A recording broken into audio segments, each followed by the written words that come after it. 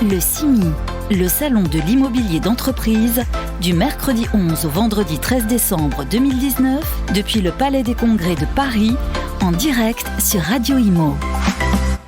Salut à tous, 9h40, nous sommes toujours ici en direct au Palais des Congrès Porte-Maillot pour cette édition 2019 du CIMI qui s'inscrit sous le signe des contenus variés et surtout de la mixité des usages.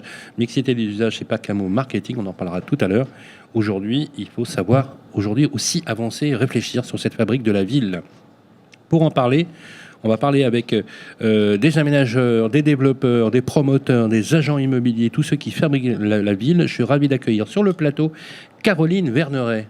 Bonjour. Ah oui, alors vous êtes directrice générale de l'agence Essonne Développement. Tout à fait. Vous nous expliquerez quelle est votre mission et vous êtes accompagné de votre collaborateur Laurent Tézé qui est chargé de mission.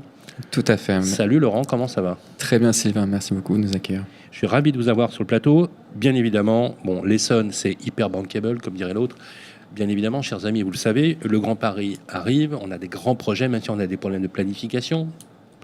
Mais les maires de villes sont là aussi pour défendre le bout de grain.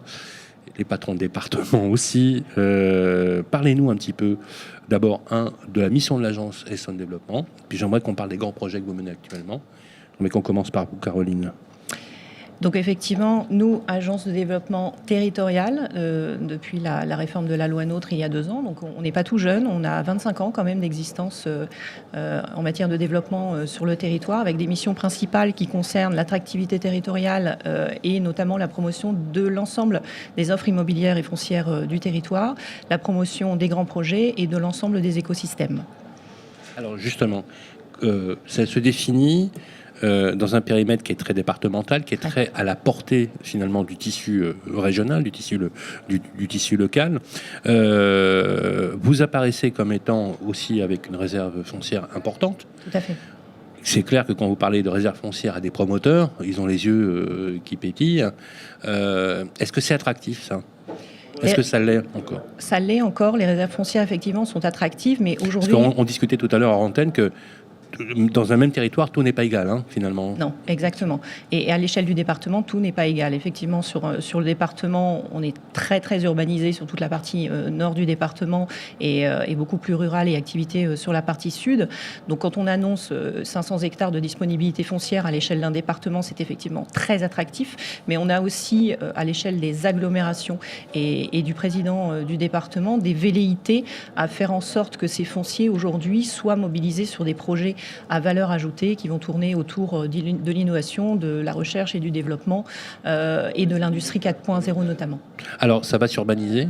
Vous voulez tout urbaniser ? Aujourd'hui, on parle d'artificialisation des sols, qu'il faut préserver les terres arables, et vous êtes dans un territoire qui est, moi j'aime beaucoup, c'est magique. Il y a des villages magnifiques, il y a des terres. Il faut savoir que les terres de l'Essonne sont des terres maraîchères, des terres qui ont nourri Paris, il faut le savoir. On n'est pas loin du plateau de Saclay, c'est carrément une ville que vous avez créée.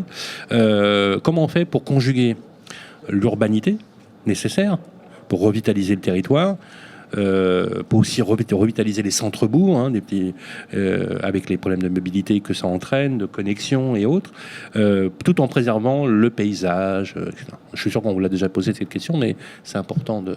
Comment vous conjuguez les deux ?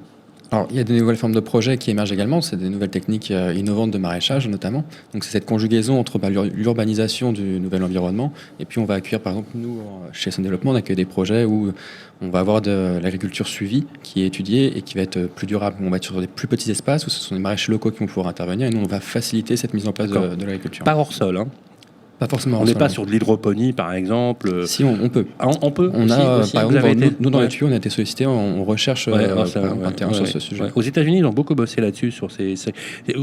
À votre avis, il y a une alternative au niveau des villes ? Alors, je dirais pas l'autosuffisance, parce qu'aujourd'hui, on sait que l'agriculture urbaine ne correspond qu'à 2% des besoins quotidiens.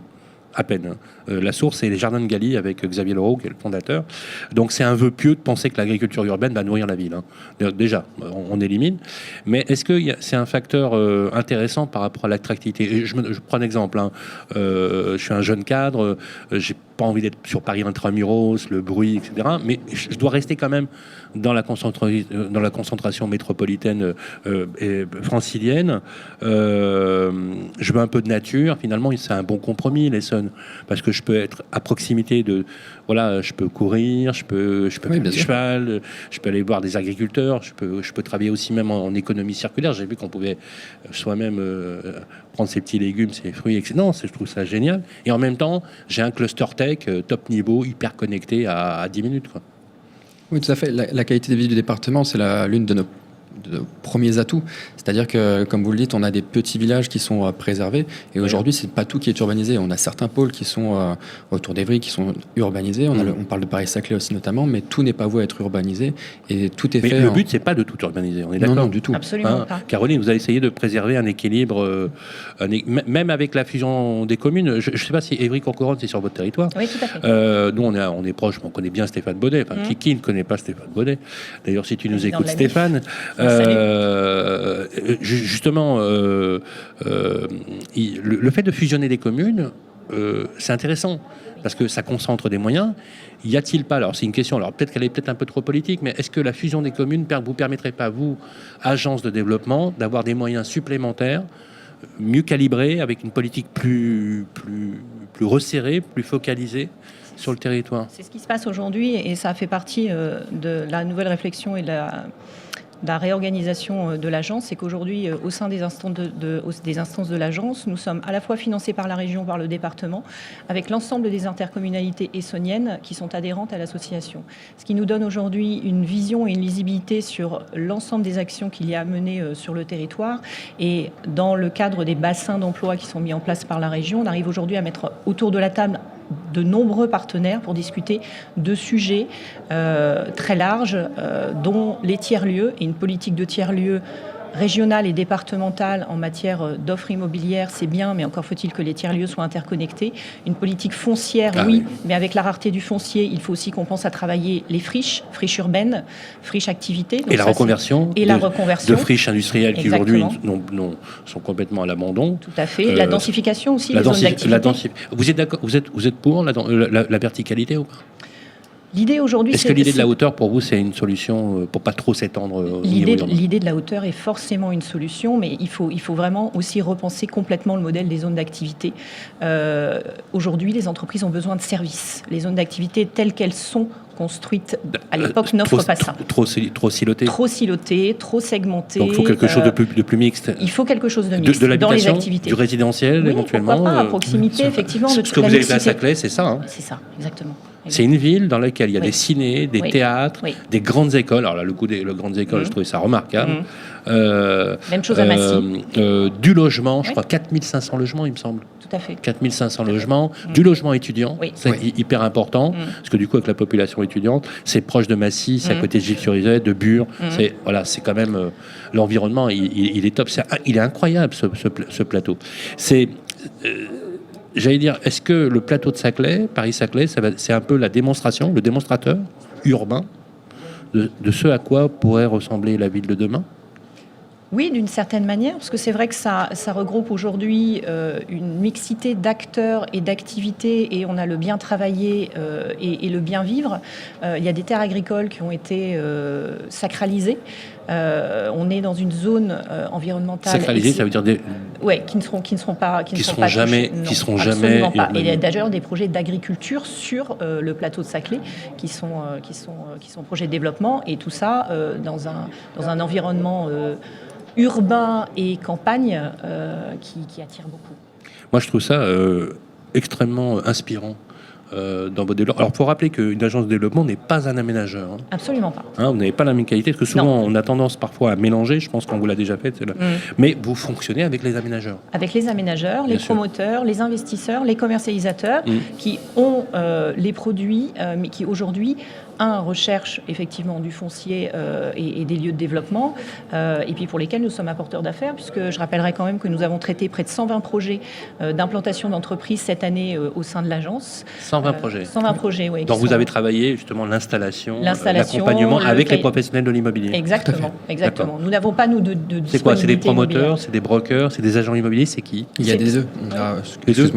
On a aussi bien des commercialisateurs qu'on va accompagner. C'est-à-dire, nous, on établit qu'il y a des charges avec l'entreprise. Donc CBRE, qui a adhérent d'Essonne Développement, JLL qui a adhérent d'Essonne Développement. Donc on travaille vraiment main dans la main avec eux. Et aussi des promoteurs. Et aussi des promoteurs, tout à fait. Il y a Virtual Industrie, par exemple. Mais vous ne vous limitez pas qu'au bureau, Laurent? Non, on s'occupe de aussi bien la collectivité, logistique, entrepôt, et les projets un peu aussi qui sortent de l'ordinaire. Comment vous gérez la relation avec l'aménageur, justement, pour aider l'entreprise à s'installer, pour justement un professionnel de l'immobilier qui vous contacterait, par exemple, voilà, je suis le patron, par exemple, qu'on a croisé tout à l'heure d'Abscis, qui dit, voilà, je veux investir en Essonne, est-ce que vous pouvez m'accompagner? C'est votre mission aussi. Et donc, vous connectez l'aménageur, le foncier, les projets, etc. C'est ça, c'est le rôle de facilitateur. Aujourd'hui, on n'est pas guichet unique, c'est pas notre boulot. L'idée, c'est de faire gagner du temps à tout le monde et de faire en sorte que... c'est intéressant parce que les villes ont des managers de centre-ville et vous faites penser à des managers de département et de région. Tout à fait, c'est ça. Vous avez vraiment le même... Non, c'est ça, hein, vous avez un rôle... je trouve ça extrêmement intéressant. Puis en plus, je regarde la baseline d'Essonne Développement, accélérateur d'avenir. Exactement. Nous avons un territoire qui aujourd'hui se positionne sur terre d'avenir au niveau du département de l'Essonne et avec toute l'innovation qu'on a chez nous, si on n'arrive pas à faire de la prospective, à se transformer. Il faut qu'on fasse un peu de pub, il n'y a pas de souci. Alors on a un site internet, Laurent, alors www.essonnedéveloppement.com. Essonne Développement attaché avec le tiré du 6 au milieu. Avec le tiré du 6. Essonne-du-6 développement.com. Tout à fait. Laurent, Rémi de Sagazan, vous nous mettez l'adresse, le site internet d'Essonne Développement sur le podcast de l'émission. Professionnels de l'immobilier, allez-y. De toute façon, je vais vous dire, vous irez tous. Pourquoi? Parce qu'on est sur un développement territorial et qu'on n'a pas encore franchi cette limite, je l'appelle comme ça, je caricature un peu, du périphérique. Oui.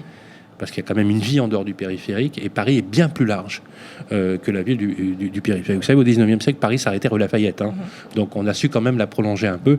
On aura peut-être encore un peu plus de temps. Moi, il reste à vous souhaiter, à l'aube de ces élections municipales, qui à mon avis sont quand même assez tendues, beaucoup de courage aussi pour affronter tous ces défis. En tout cas, bravo pour ce que vous faites. Moi, je trouve ça génial. N'hésitez pas à revenir vers nous et partager ces projets. C'est important puisque ces agences de développement sont importantes. Merci Sylvain. Merci. Je rappelle, Caroline Verneret, que vous êtes directrice générale de l'agence Essonne Développement, et Laurent Tézé, vous en êtes le chargé de mission. Je vous dis à très vite sur Radio Imo. À bientôt. À très bientôt, merci. Le CIMI, le salon de l'immobilier d'entreprise, du mercredi 11 au vendredi 13 décembre 2019, depuis le Palais des Congrès de Paris, en direct sur Radio Imo.